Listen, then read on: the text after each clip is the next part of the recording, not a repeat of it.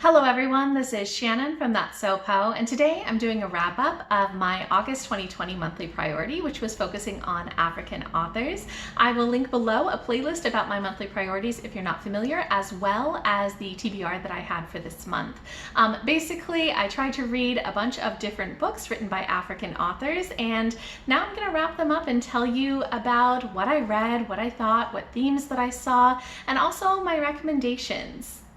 So first, let me talk about the books that were on my TBR that I read, and actually starting with the one book that I tried to read but actually ended up DNFing, which was Hope is Our Only Wing by Rutendo Tavengerwei.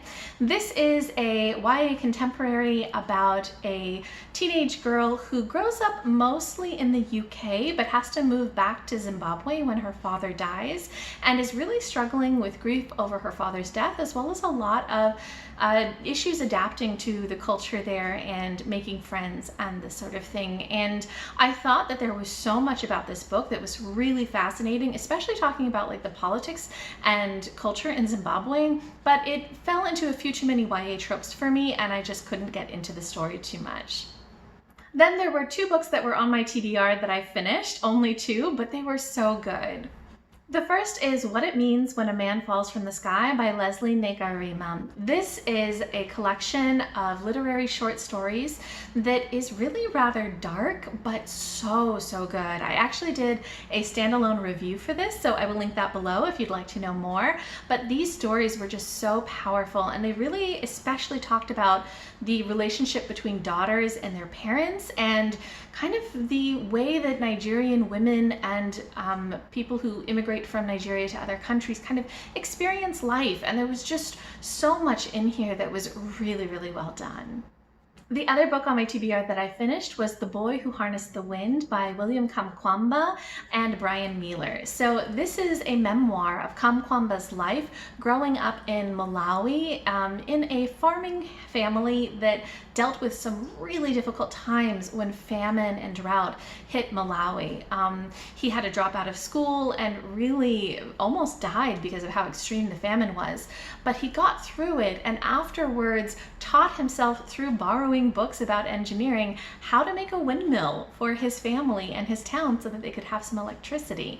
And this story is just as inspiring as you would think it is, and it also feels very epic because of the intense realities that Kamkwamba had to live through, and the way that he had this passion for a project that everybody thought he was kind of crazy to build, and how that influenced and inspired people all over the world.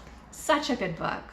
Then I also read two books that weren't on my TBR, but that were by African authors. The first is CZECH Please Volume 2 by Ngozi Ukazu, who is Nigerian American, and this is such a sweet graphic novel. It's the second in a series, so definitely read the first before you read the second, but it was so sweet. It's really about these two hockey players, Biddy and Jack. Biddy is still in college, but Jack has graduated and gone into the National Hockey League, and it's about their relationship and about kind of dealing with hockey culture, which is so wonderful in so many ways, but how to be accepted for their relationship within that, as well as with their families. And it was just super sweet, super cute, and really lovely to read. And the last book is We Need New Names by NoViolet, Bulawayo, which was so good. I did a standalone review for this one as well, so I will link that below. But this is just such an engrossing story about a 10-year-old girl growing up in Zimbabwe in very poor, difficult circumstances, and seeing the world through her eyes, especially as she then later, as a young teen, immigrates to the US and has to acclimate to kind of living in the US and the culture there, and that missing of her family and her roots in Zimbabwe. And this story is just so well told. The writing is gorgeous, and the feel that you get of this main character is so strong. I absolutely love this book and definitely recommend it. So next, I'd like to talk about the themes that I saw emerge across different stories, starting with that of playfulness. There was so much playfulness in all of these stories, but in particular in CZECH Please, there is so much playfulness between the characters in terms of pranks. They're constantly playing pranks on each other. There's just this love of play and games. In We Need New Names, the children, when Darling is young and in this kind of shanty town in Zimbabwe, are always playing games. Almost everything that they're doing is making up games, and there's so much about those games that is taking real world things that are maybe not so good, but making it a game for them. And there's just this sense of playfulness and the sense of love of making something worthwhile out of their time of play. It's just really interesting.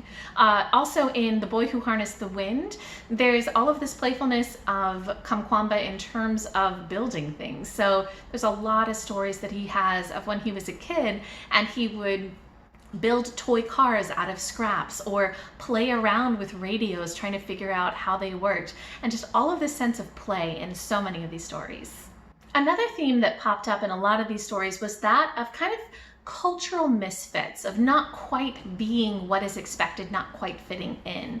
In CZECH Please, I think part of this is the combination of hockey and gayness, where the characters are all very, very into hockey, but they're not positive that they can really be fully accepted while being gay. In Hope Is Our Only Wing, the main character is Zimbabwean.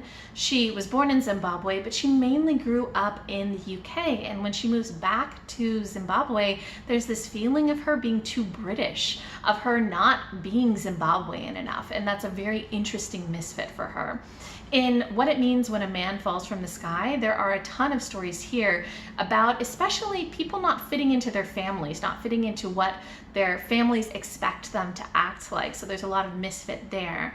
And in We Need New Names, because the main character moves from Zimbabwe to the US, there's a lot of feeling of being a cultural misfit in terms of what's expected in the US. Things like how you treat children or how you interact with people. Even things like, do you make eye contact with your elders? Is that a sign of respect to not make eye contact, or disrespect to not make eye contact? So there's a lot of this idea of not fitting in with your group or your culture.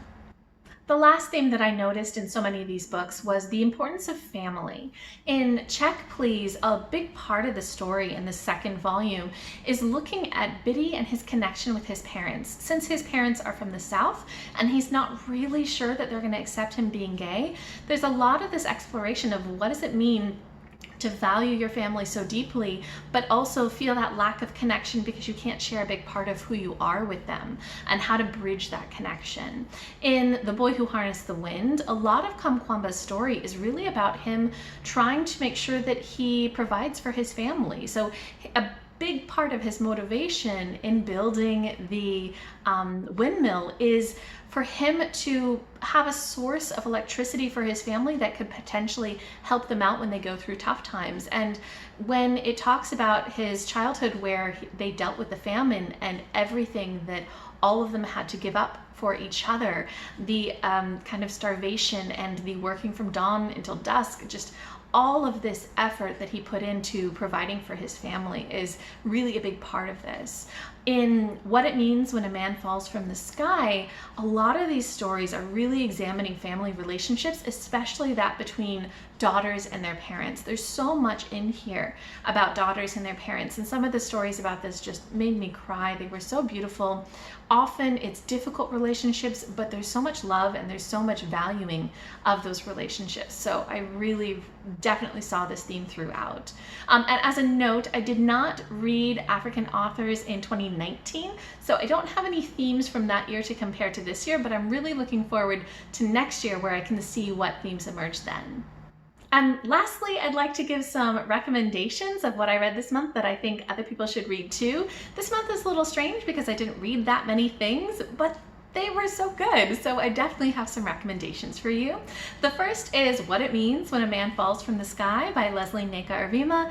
This is just such a powerful short story collection. If you like emotional, literary short stories that are maybe a little bit dark but tackle some really interesting ideas of relationships and identity, definitely this is a good collection. Next is The Boy Who Harnessed the Wind by William Kamkwamba and Bryan. This is such an inspirational inspirational memoir that really shows the power of having this kind of drive to build something and do something even when circumstances are very much against you doing it.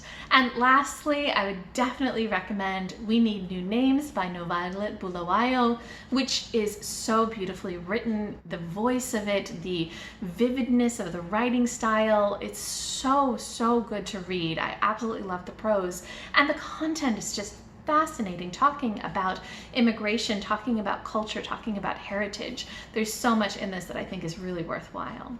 Okay, so that wraps up my priority month for August 2020. If you guys have read any of these books, please let me know what you thought in the comments down below, or if you have any other thoughts or recommendations or anything else that you want to share with me, go ahead and leave me a comment.